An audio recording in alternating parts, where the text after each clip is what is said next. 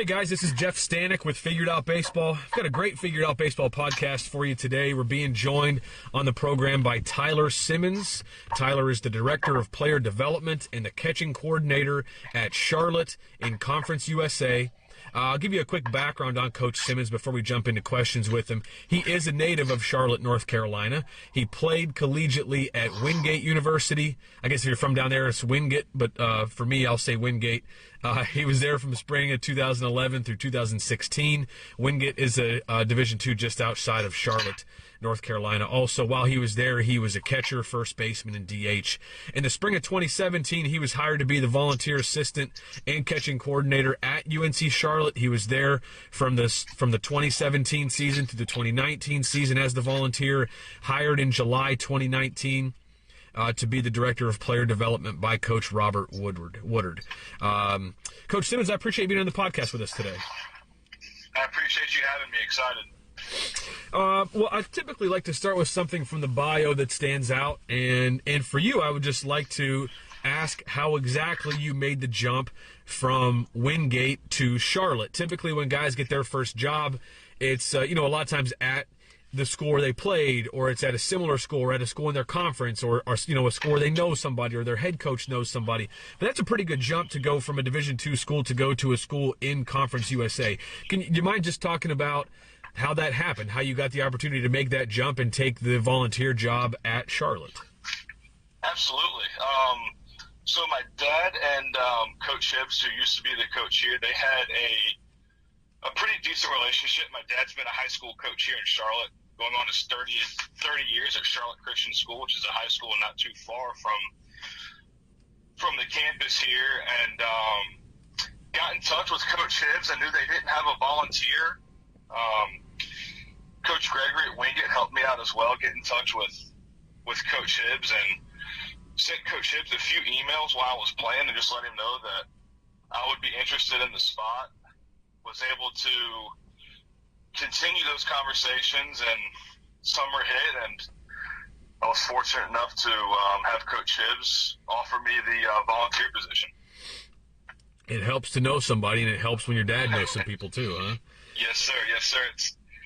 It was fun, man. Jumped right into kids' camps and kind of never looked back from there. But obviously, you've held your own since you've gotten there and have done a great job and have been since promoted to be the Director of Player Development. Now, for people that maybe aren't familiar with that, Director of Player Development jobs in college really only exist at Power 5 and similar type schools. You're not going to find Director of Player Development at most mid-major Division I, small Division I's, and in any division besides Division I. Would you just be able to tell people a little bit about your position, like what you can do, what you can't do, how exactly it works, what kind of restrictions you might have as far as on-field, off-field stuff? Just give people an idea of what a Director of Player Development does in a college program. For sure. So a lot of this position was a lot of thanks to that goes to Coach Woodard, who was very forward-thinking, and when he got the job, it was a position that he kind of brought with him and offered me, and I couldn't turn it down. Having a chance to work with Coach Woodard and stay here at Charlotte, in a city that's near and dear to my heart, was a dream come true for me. So in my position, Coach Woodard and I, we talked about it. For me, it's kind of a chance to coach the coaching staff and different aspects that are coming up through the college baseball ranks, technology being a major factor. So I go through, I try to stay up to date as much as possible with the technology and kind of anything new that comes across the board or coming down the pipeline. Keep Coach Woodard involved with that. And we kind of I help him kind of break those things down and kind of filter through, if that makes sense, on what technology is going to be good for us to implement immediately, what we should be saving up for, and anything new that's coming down. Tech nowadays, it's so essential, but so expensive.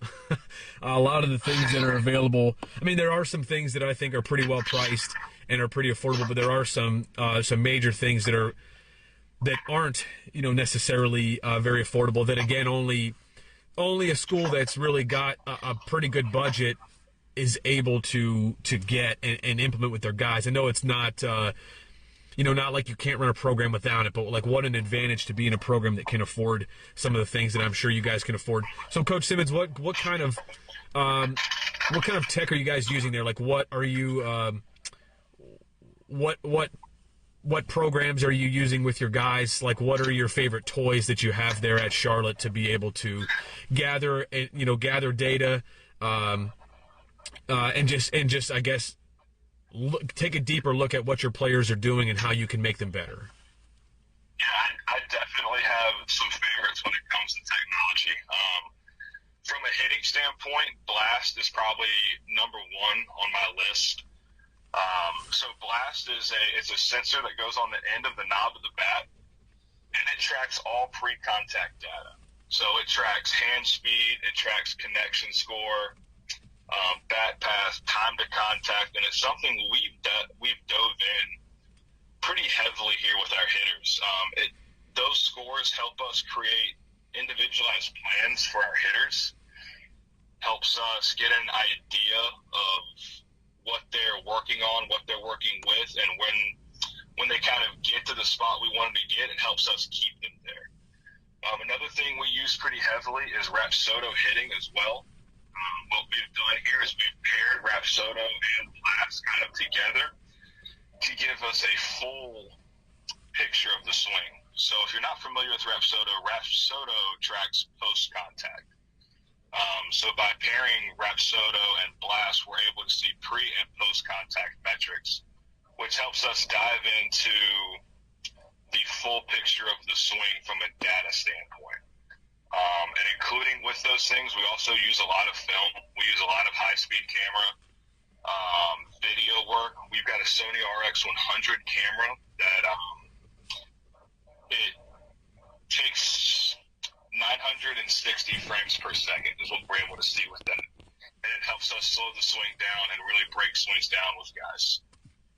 And then from a pitching standpoint, we use Rapsodo very heavily. Coach Miney, who we just brought on, and Coach Woodard, they use that very heavily with the pitchers. We also have Rapsodo Insight, which is a high-speed camera that connects straight to our Rapsodo unit. That's awesome that you have access to all that stuff. And I've got to imagine that you need a full-time person to be able to implement all of this stuff to the degree that you'd like to. I'm sure that if an organization, any college team, a lot of college teams use this data, and I'm sure they have coaches that are looking into it and coaches that know what they're talking about, coaches that know what they're doing. But to really be able to dive into it, I mean, it seems like a full-time job. It seems like something that you could get lost in all of in a good way, because there's so much of it. I mean, you could really just be analyzing for days if you wanted to with everything that's available. Is that the primary reason why the director of player development position was created at Charlotte, just because it really is basically a full-time job just to kind of corral all this data and make some sense of it? For sure. Coach Woodard, his vision for this program is to be a forward-thinking program when it comes to player development.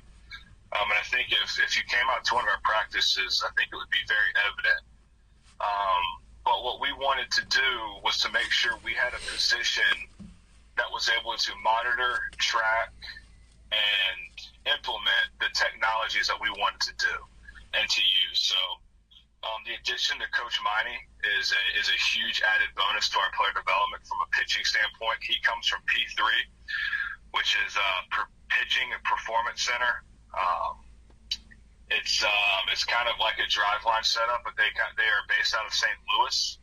Our pitchers go there to train there in the summer. They're very familiar with Coach Miney, so the addition to him is an addition and a bump up in player development, not only from a pitching standpoint, but from a hitter standpoint as well. And position players, he's a very forward-thinking individual who has ideas about position players just as much as he has his ideas about pitching. So just like adding technology, adding guys to the staff who are forward-thinking and buy into our vision for this program, it's just as important as adding any piece of technology. There's so many things to touch on here, and even just with whether we dive into sort of hitting or pitching. But I want to kind of keep on track with this and make sure that we talk about things that are going to help coaches that are listening to this just to be able to understand and use this technology themselves. So Blast, if I'm not mistaken, Blast is fairly, at least compared to the other things you're using, Blast is fairly affordable, correct? Do you have any idea what the price is for Blast? I know at one point it was $70 for a sensor. If I talk with quite a few of the academies around Charlotte.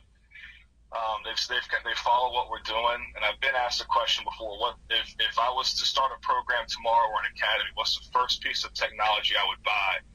And I always tell them Blast, because from an affordable standpoint, I would say Blast is the easiest to implement, and it's the easiest to get your hands on from a financial standpoint. So with the pre-contact, so Blast is mainly, all about the pre-contact data, bat path, time to contact, and some other things that you mentioned. Yes. How much of that stuff, Coach Simmons, do you relay to players? Do you want players to know, or how often do you just look at it as a coaching staff and sort of shield the players from it, almost so they're not thinking about it too much, so they keep their focus on making contact with a 94-mile-an-hour fastball that's moving down and in on them, and there's a lot for them to think about anyway. How much of this stuff do you share with players, and how much do you just sort of keep to yourselves as a coach and sort of use them as coaching points without necessarily sharing the actual data with players? Yeah, that's a really good question, and it's a question we get a lot.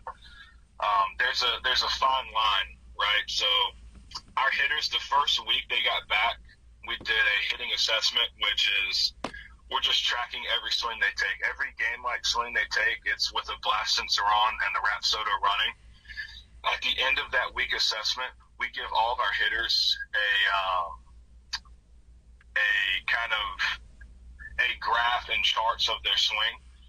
We call it our hitters report that Doc Benny Rodriguez, who is our data guy on staff, he does a great job helping me create those reports and taking that data and put it in usable terms for our guys. So for the Blast, we use graph charts and we track it over different months. So when they came back, we gave them graph charts of where their swing was when they left and where it was this past week, and it kind of gives guys an idea of, hey, when I left here, my attack angle was at an 8. I came back, my attack angle was at a 12. I need to flatten my swing back down. Or when I left here, my time to contact was this, and now it's longer. I need to really focus on that. So it helps us give guys ideas of where their focus needs to be until we can get that metric into the parameters that we want to see. So you've got a data guy as well that helps you. What exactly does he do for you? Does he help you interpret data, or just help you put it in have it make sense to the players? Yeah, another great question. So it's a little bit of both. Doc B's at all of our practices. He's usually the guy running the iPads, setting up the technology, and kind of interpreting the guys on the spot if I'm not around. He's a full-time member of the staff, man. He's a professor here. We've been really fortunate to have him and have him available almost at a whim, right? I mean, he's one phone call away. I called him yesterday and I was like, hey, all the data is being uploaded. Let's go ahead and start creating some reports. And the next day he sends me the bar graphs. So he's been an outstanding addition to our player development as well. And he doesn't. I can't stress enough how vital he is to this program, and he doesn't get enough credit for that, because everything he does is kind of behind the scenes, but the guys love him, and he's always around. So he does a little bit of both, to answer your question, but mainly he helps me extract the data from the Blast website, the Rapsodo website, and put it into charts and our data hub that we've created for our players. That's just really cool. Like, what amazing resources you guys have there. It's amazing, and it's probably necessary. Obviously, like, every person that you're talking about that you're adding just adds another element of what you guys can do and how you can help your players, and just how to make the most out of the tech, because so many, I think a lot of programs out there have a lot of the tech that you do, but they don't know how to do as much with it as they should, or they don't know exactly how to use it to their best advantage. And the fact that you've got all these people that are on staff that that's their primary job is pretty incredible. So that's Blast, and that's a lot what you do with Blast. When you give the Blast the hitting reports to hitters, we'll just kind of stick with hitters for the time being. When you give these reports to hitters, how much do you think they look at it? Like, do you have I'm assuming that you have some guys that really dive into it and some guys that don't as much, that just sort of say, do you have guys on staff that or on the team that sort of say, man, I think I'm better off if I just don't look at this stuff? Or do you think, does everybody to a degree appreciate and value what they're getting from these reports? Everyone to a degree evaluates the data, or not evaluates, they appreciate the data that they're getting. Some guys dive into it a little bit deeper than others. They have a better understanding of what they're looking at, what they're looking for. We have another group of guys who they like to look at one or two metrics, like, okay, hey, my attack angle's this and my time to contact's this. That's what I like. And then we have some guys that just like to view it and move on. And each guy's different, and we have a good idea of which guys are rich. And I'll have some guys come up to my office and we'll talk about data. We'll break it down, and I have some guys that in passing will talk about it on the field. I have other guys that like to call and talk about it. So each guy's different, and we try to cater everything to the player. So how do you interpret that as a coach? So a guy, for example, that doesn't pay much attention to it, like, are you sitting there as a coach saying, like, gosh, you don't know what you're missing, like, you could really make so many improvements if you just paid attention to this? Or as a staff, and I'm sure this is a staff conversation, or as a staff, are you kind of like, you know what, he doesn't really like it, and that's okay, like, he's not necessarily worse off because of that, because that's his personality? Or do you legitimately believe that those guys that don't pay more attention to it, do you sort of try to nudge them a little bit to look at it more, believing that if they just paid more attention to this, maybe they could make that one adjustment, or see this one thing, this one flaw, or this one area they could improve if they just paid attention to it? Like, how as a staff, how as a coach do you interpret the players and how much they want to look at this data, and especially the guys that don't look at it that much? How do you interpret that, and how do you then communicate with the guys, or do you just kind of let it go and let the guys do whatever they're most comfortable with? Yeah, so I think step one is to make sure your guys understand what they're looking at. I know when I first came on staff as the director of player development, I handed out reports day one, and we hadn't really gone over what to look for and what they're looking at. So there was some blank stares. So I took that. I for the next reports, I made sure that the guys knew what we're looking for, and they knew what parameters that kind of we're looking for guys to be in. We have some hitters we want in this launch angle, this attack angle. We have another group of hitters that we want to be a little bit lower and a little bit flatter, who are kind of more of our speed guys. So we have to do a good job as coaches, and it comes from an entire staff standpoint, to really make sure our guys know what their range is. So we do things like optimal launch angles, optimal attack angles for each guy, and that helps them just kind of sift through the data. If you tell one of our power hitters, hey, we want you in this range, and and they look at the data and they can see, hey, I'm not in this range, then it's easier to interpret than giving them a full report and just saying, hey, this is what your report is. Makes sense. And I would assume that most of your guys will look at that and say, well, I mean, that's to me, that's like an obvious thing. As long as the hitter knows who he is. I'm sure there are times when a hitter doesn't quite know who he is and thinks that he is a power hitter, but he's not. Or maybe guys that make big physical gains that don't realize they could be power hitters. But let me ask you this question, maybe a strange question, but I'll ask it anyway. Do you ever have guys that hit the ball especially hard, that their average launch angle, their average exit velocity, or even their peak exit velocity says that this guy should be a big power hitter, but you just know as a staff he's going to be better with a lower launch angle because that's just who he is, despite how hard he's hitting the ball? If we have him hitting the ball in the air more, we think he's going to regress as a hitter. Does that ever happen? I mean, or does it always kind of match up that like the average exit velocity is who you need to be? No, it absolutely does. We have, and you said that question, and one particular guy pops in my head. We have one particular guy whose exit velocity is extremely high. And whenever he starts to try to lift the ball and get underneath it, exit velocity goes down and the distance goes down. So we try to that's one of those guys we have just kind of a line drive mindset with, and we just try to tell him, hey, knock the fence down. Line drive through the fence. We're not trying to get anything extra. We're not trying to get into air underneath the ball. We're trying to hit line drives and knock the fence down. So for people that hear that, coaches that hear that, some people might be sitting here thinking, well, that guy's not reaching his full potential, because if you as a coach, Tyler, if you could figure out how to get him to have the same exit velocity with a little higher launch angle, he's going to be a much better player. Do you think that people that have that mindset, are they off base a little bit? And I'm only asking that because I want, part of this podcast is to help coaches that are listening to this to be the best coaches they can be.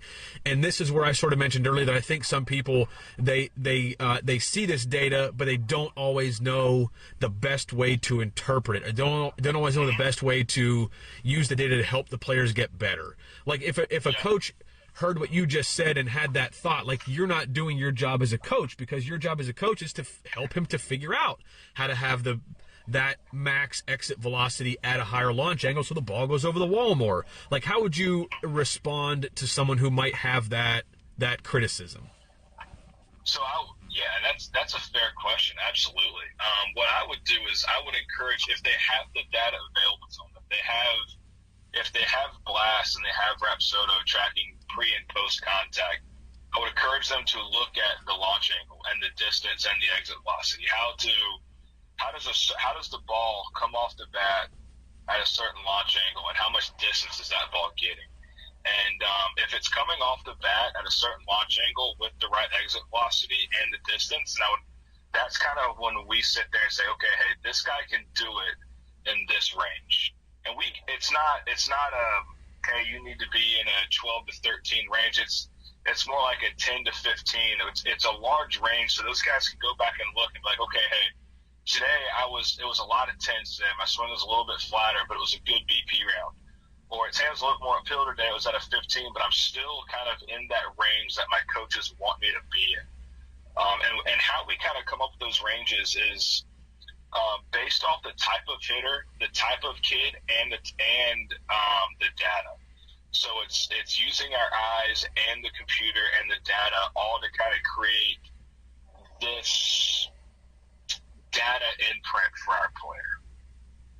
So there, and that's kind of how I would answer that question. I know it seems kind of a generic answer, but it's a little bit of using your eyes, trusting your eyes, and pairing it with the data. So in other words, there's more to it than just getting numbers and saying, hey man, here are the numbers, so here's how you have to change because, to line up with your numbers or to become the hitter that your numbers say you should be. There's more to it than that. And that's kind of what I wanted to get to. I mean, you can tell me if this is not the best way to say it, but I guess I just think, without ever having used this technology with a hitter, I just think there's more to hitting than looking at numbers and trying to maximize numbers. Like, yeah, I still think there's value in just looking at the hitter and who he is and how he can be his best. And maybe with the guy, his best exit velocity is going to be at a lower launch angle. And like you said, as you try to increase the launch angle, the hitter's just not built that way. It's just not going to happen. And the best version of him is to hit line drives around the field. And yeah, it's not going to be as many home runs as you like, but that's the best version of that guy. So there's more to it than just data. There's still the human element to all this stuff. Absolutely. Some of the best advice I received, and it was kind of when I received it at the start of becoming the player development here at Charlotte, and it was at a convention that I went to as a hitting convention, and the Blast guys were speaking, and the Rapsodo guys were speaking, and both the common theme was there's not one metric that is an indicator of success. So just because the guy hits the ball at a consistent exit velocity of 100, or he has the perfect launch angle, it's not necessarily an indicator of success. Where you start seeing success is when you're pulling all the metrics together and you're working within the parameters that you as a hitter, as a coach, want to see yourself or your players in.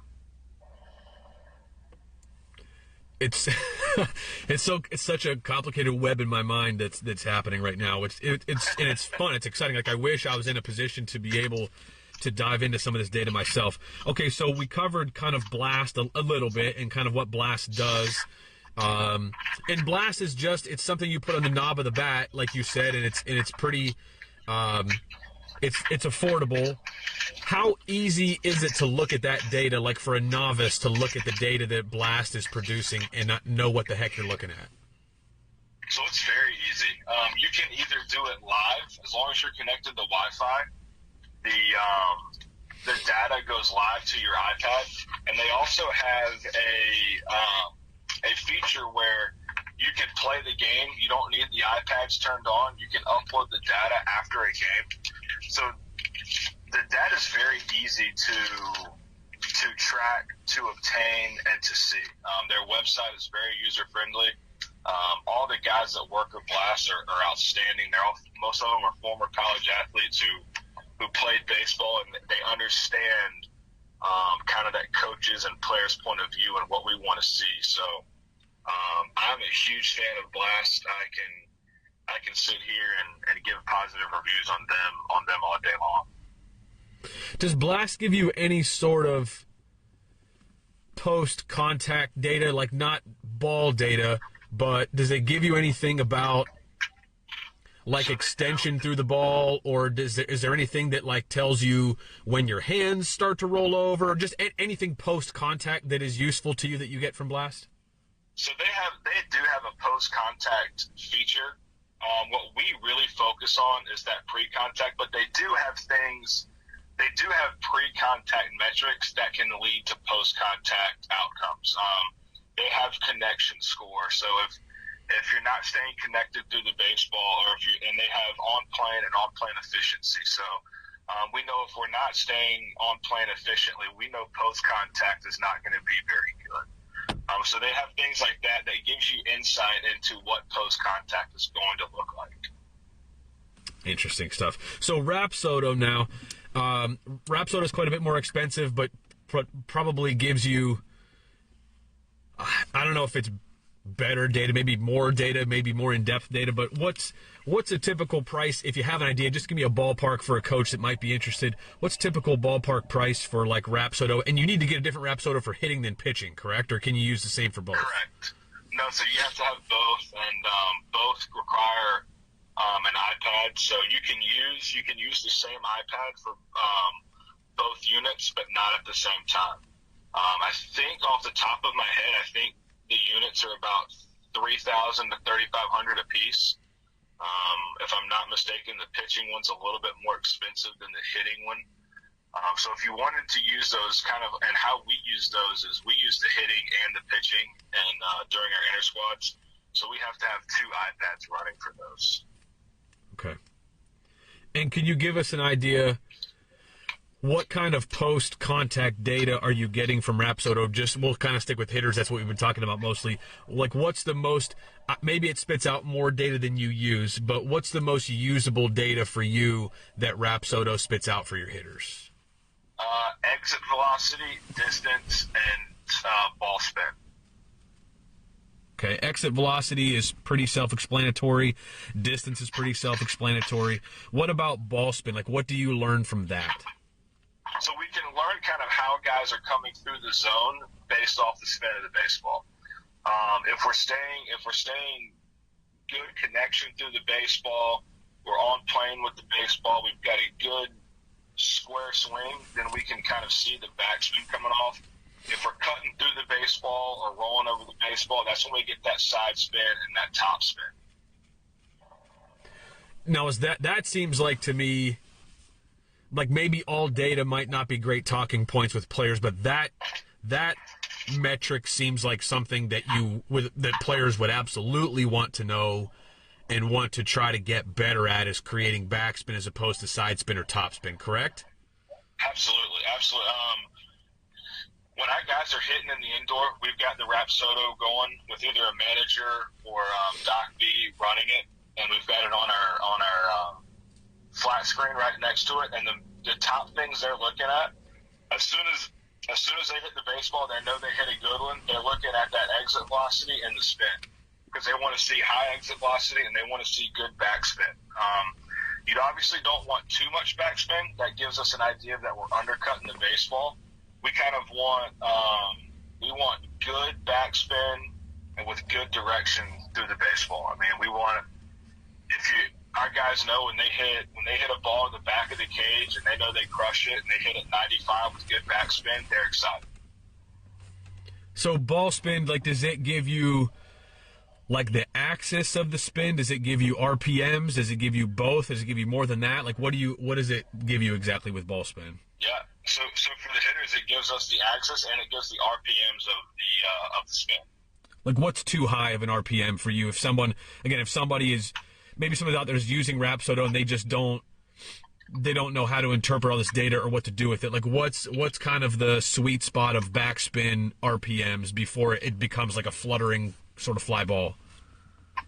Yeah, that's a great question. So I don't, off the top of my head, I don't have specific numbers, but I know anything that is drastic, right? So anything that's 3,000 RPMs backspin, or anything that you would kind of see from the pitching standpoint, like, oh wow, that's insane. It's same goes for hitting. We want it. If I had to say, I don't want to speak off turn or off base here, but 2,000, is probably decent from a backspin for the baseball. It's going to kind of give that rising effect, but anything higher, 3,000, you're going to get that kind of balloon effect, and just you're going to be cutting underneath it. Okay. I want to talk about launch angle a little bit, just because I think that it's a term that you hear misused a lot of times. Alex Rodriguez gets a lot of crap because he misuses the term, and things like, guys that are legitimate analysts on like ESPN, just they don't always use that term properly. Can you talk a little bit just about what exactly launch angle is, and how exactly again that you use that metric to help your players? For sure. Launch angle is something that it's very easy. It's very easy to get caught up in. And you're going to hear me use this a lot. The individual, and each of our guys, every launch angle parameter, everything we use is going to be kind of specified to that player, to that individual. But it's not something we get super caught up in. We do use it to make sure that our guys are staying flat to the baseball. So the metric is how the baseball comes off the bat after contact, right? So we want to make sure that our guys are hitting low line drives, hard line drives. We talk about time. We want home runs that get out of the ballpark fast. The light tower ones are always great, but man, you got it when you hit that home run off the scoreboard and the whole ballpark hits that loud thud. You got it. So physics, if I can remember back to physics class, physics tells me that a 30-degree launch angle for any object is how that object is going to travel the furthest. But in baseball, I don't imagine that you'd want people striving for that. So if you actually, you say low line drives, and to me, personally, if I was working with a hitter today, I would rather use terms like low line drive, or like a line drive that's going to be like head high around the infield, or whatever, maybe just terms like that, as opposed to giving them a number, a degree, or a range of degrees they want to be within. But as a coach, obviously you're looking at that data, and you're analyzing that. Can you give me like ranges of launch angles that you think are optimal?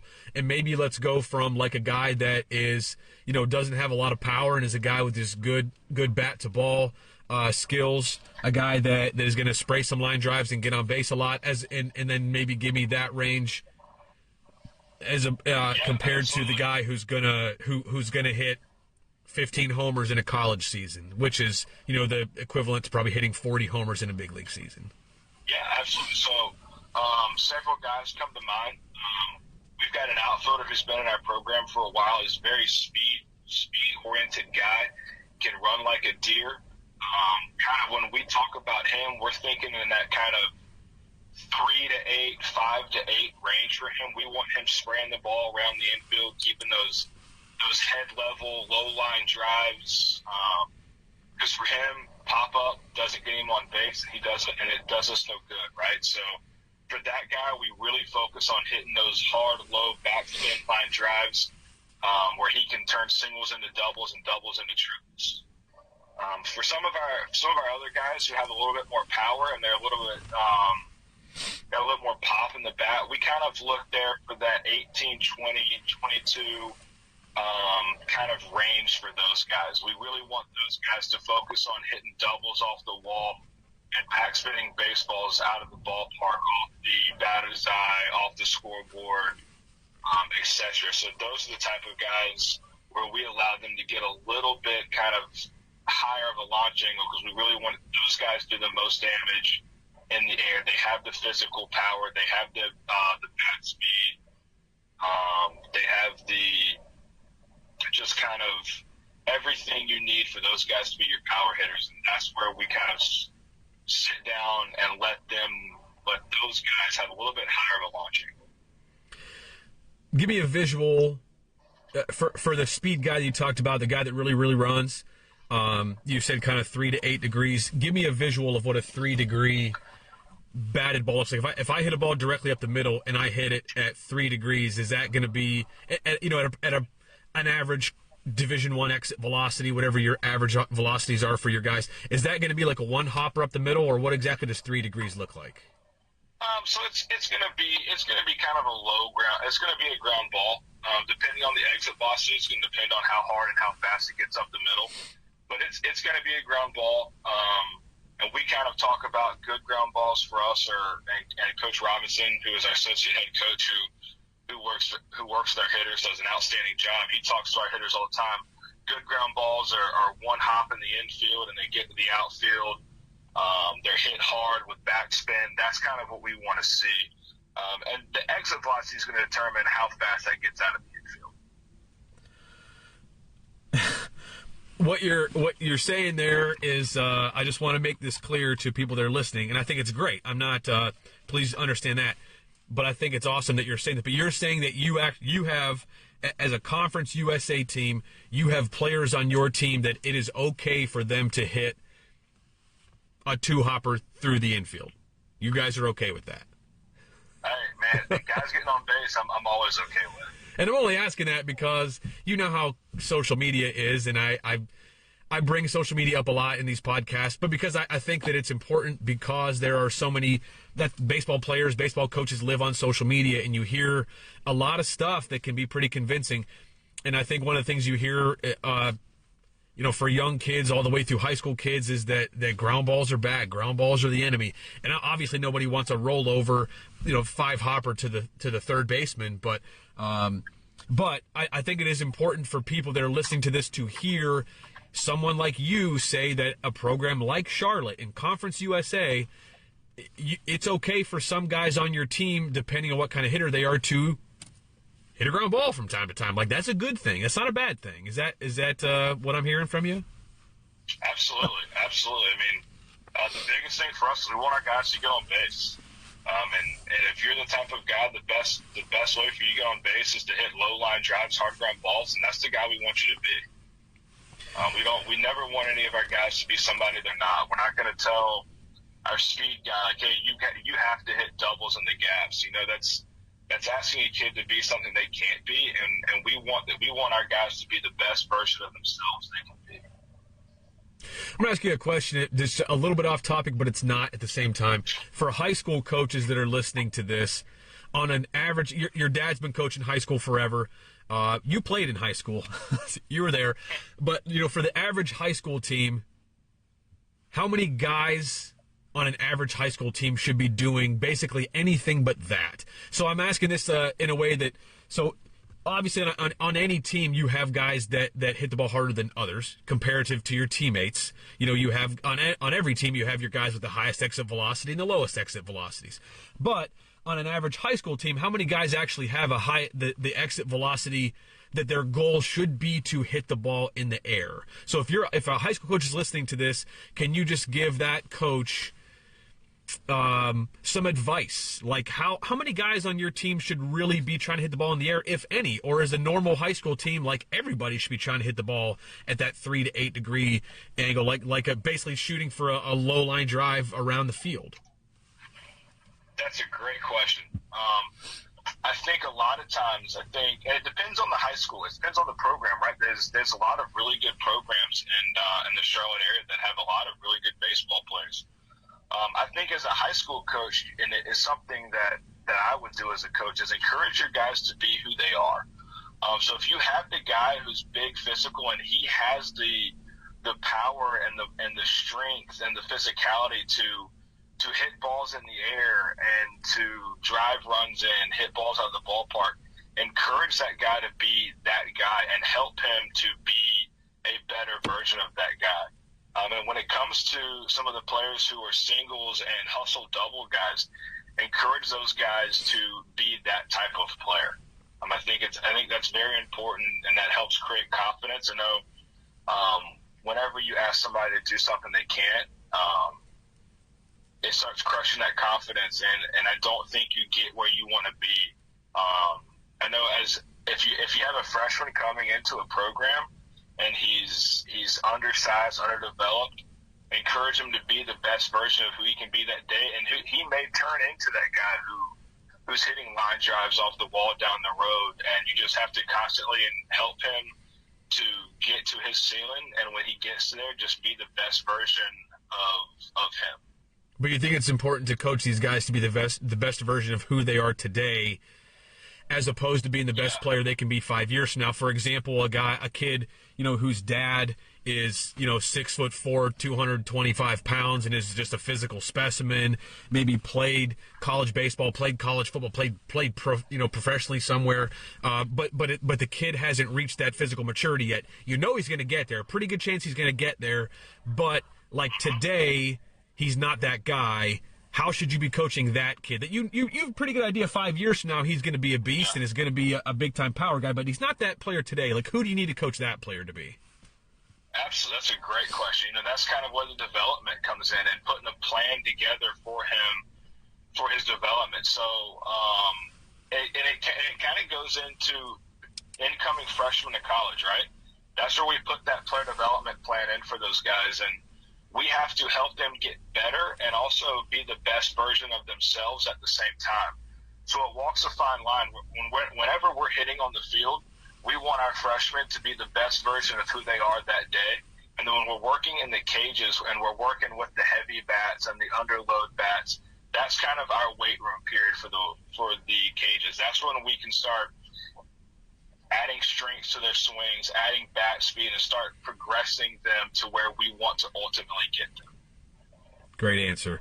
A couple more questions for you, Coach Simmons, before I let you off the call here. Do you think just with your own team, is it worth it to collect a lot of these metrics and look at metrics in BP, just like overhand BP, not even off of a machine, throwing that's throwing the ball 90 plus miles an hour, but just like regular overhand BP? Do you guys look at data for that, or are you just saving the data and the metrics for live against live arms, and or like a machine that's throwing at normal game velocities? That's another great question. I'm glad you brought this up because it actually brings me back to something I forgot to hit on with Blast and also with Rapsodo. So each of those things have the availability to tag your sessions.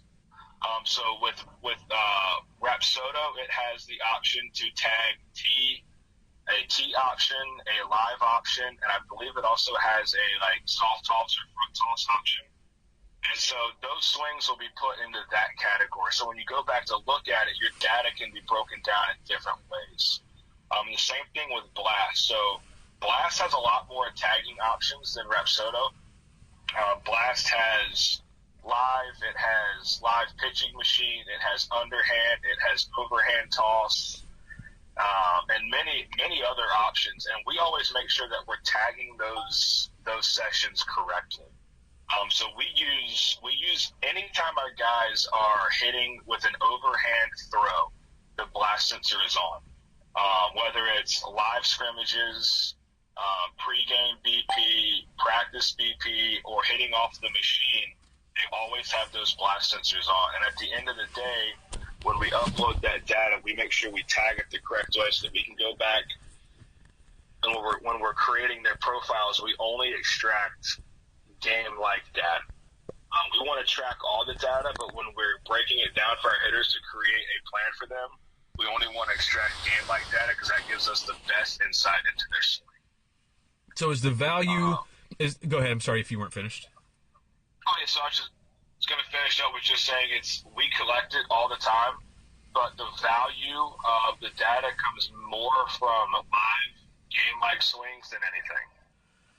Is there some value also in just seeing that, okay, when this particular hitter hits off of underhand front toss, he just doesn't take the same swing he takes in a game? Do you ever pull that data as well, and just do you ever have that situation where you like a hitter maybe doesn't do something, a hitter doesn't take swings off of underhand front toss or doesn't take swings off of this or that because it's just not his game swing, and you almost don't want him to take those reps because they're probably not creating good habits for him? Does that ever come into a play? So it does, and we do see difference in data when you come from off the tee into front toss versus live. We don't ever tell any of our guys that they can't hit off the tee or they can't use front toss. We're big on routines. We want all of our guys to have a specific routine that's catered to them that helps them get ready for the day. So some guys, that routine has front toss and it has machine work. For some of our guys, it has front toss and tee. And for some of our guys, it just has machine work. A lot of our guys, they create their routine with Coach Robinson. We have some guys that love the tee, some guys that hate the tee.